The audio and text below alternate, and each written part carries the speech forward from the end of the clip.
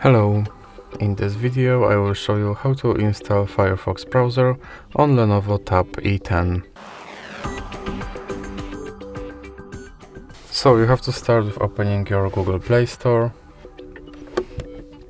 and now click on search bar and type in Firefox and click search, and now click on this application and click install.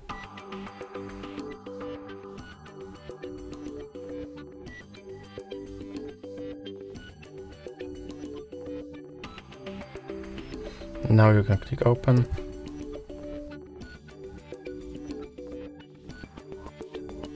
And here you can set Firefox as your default browser, or you can click not now. Now you can sign to switch between your devices, or you can click not now.